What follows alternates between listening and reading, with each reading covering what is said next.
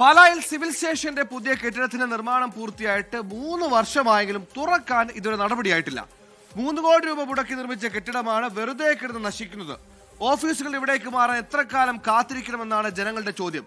കോട്ടയത്ത് നിന്ന് Toby Johnson തയ്യാറാക്കിയ റിപ്പോർട്ട് കാണാം. ഇനിയും കാത്തിരിക്കും.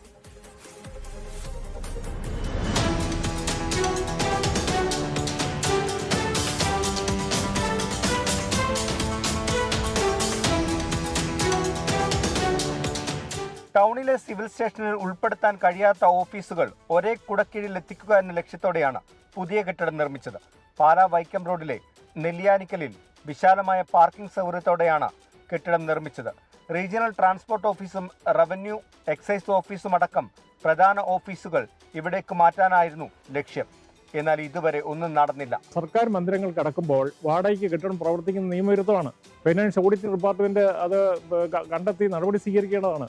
പക്ഷേ എന്തോ സമ്മർദ്ദമാണ്, ആരും ഇങ്ങോട്ട് തിരിഞ്ഞു നോക്കുന്നില്ല. സാധാരണ ഉദ്ഘാടനമൊക്കെ പറഞ്ഞ് ആളുകൾ തപ്പി നടക്കണ്ട, ജനപ്രതിനിധികളൊക്കെ തപ്പി നടക്കുന്ന, പക്ഷേ മുഴുവൻ പണിയും തീർത്തായി ഇവിടെ ഉദ്ഘാടനം ചെയ്യാനോ ഒന്നും താല്പര്യം ആരും കാണിച്ചില്ല.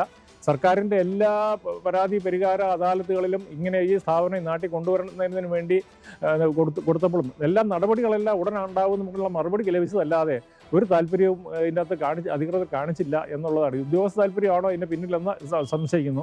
വെള്ളവും വൈദ്യുതിയും ലഭിക്കാൻ വൈകിയതാണ് ആദ്യം തിരിച്ചടിയായത്. 2 വർഷങ്ങൾക്ക് ശേഷം ഇത് പരിഹരിച്ചു. നിലവിൽ കെട്ടിടത്തിൽ സ്ഥാപിച്ച ഇലക്ട്രിക് ഉപകരണങ്ങളുടെ വാറണ്ടി കാലാവധി കഴിഞ്ഞിട്ടുണ്ട്. ഇരുമ്പ് ഗ്രില്ലുകളടക്കം തുരുമ്പെടുത്ത് നശിക്കുകയാണ്. പാർക്കിംഗ് ഗ്രൗണ്ട് ആകട്ടെ കാട് കയറിയ നിലയിലുമാണ്. നിസ്സാരമായ സാങ്കേതിക പ്രശ്നങ്ങൾ പറഞ്ഞാണ് കെട്ടിടം തുറക്കാതെ നീട്ടിക്കൊണ്ടുപോയത്. പുതിയ സർക്കാർ വന്ന പശ്ചാത്തലത്തിൽ കാര്യങ്ങൾ പെട്ടെന്നാകുമെന്നാണ് ജനങ്ങൾ പ്രതീക്ഷിക്കുന്നത്. കോട്ടയത്ത് നിന്ന് ടോബി ജോൺസൺ, 24.